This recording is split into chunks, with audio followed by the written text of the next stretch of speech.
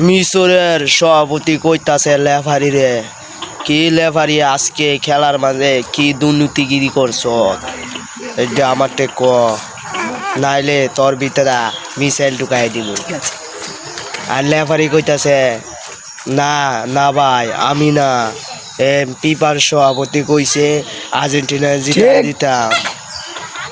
আজকে খেলার ভিতরে কি কি দুর্নীতি করেছিস নিজের মুখে বল। এই কুত্তার বাচ্চা কত টাকার বিনিময়ে আর্জেন্টিনাকে জিতেছিস, সত্য কথা বলবে, তা না হলে আজ তোর পাছা দিয়ে আমি মিসাইল ভরে দেবো। আমার কোনো দোষ নাই ভাই, ফিফার সভাপতি আমাকে বলেছে, আমি তাই করেছি। তোর সভাপতির গুষ্টি কিলাই আমি। তোর সভাপতি বাপ কি বলেছে আমাকে বল। আমাকে বলেছে যেভাবেই হোক আর্জেন্টিনাকে টিকিয়ে রাখতে হবে, তা না হলে আমাদের বিশ্বকাপের আয় সব বন্ধ হয়ে যাবে। এই কুত্তার বাচ্চারা তাহলে তোরা সারা বিশ্বকে ধোকা দিচ্ছিস, তোদের সভাপতির পাছার ভিতরে মিসাইল মারবো আমি। আজকে খেলার ভিতরে কি কি দুর্নীতি করেছিস নিজের মুখে বল, তা না হলে আজ খবর আছে তোকে। আমি বলছি ভাই আমাকে মায়ের না, মিশরে যে গোলটি বাদ হয়েছে ফিফা সভাপতির ইশারায় বাদ হয়েছে। ওরে শালা দুর্নীতিবাজ সভাপতি। বিশ্বকাপের লেফারি তোর কি পিপার সভাপতি কি তোর কি বাপ লাগে? হ্যাঁ কিরে লেফারি, তোর মারে কি পিপার সভাপতি কাছে হাঙ্গা দিসলে? হ্যাঁ এটা নাকি তোর বাপ লাগে খাঙ্কির পোলা।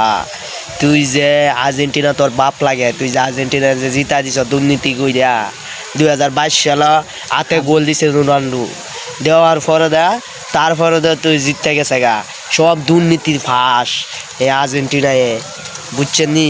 14 সালে কথা করছে, এ হাত দিয়া গোল দিছে থেকে আর্জেন্টিনা জিতেছে।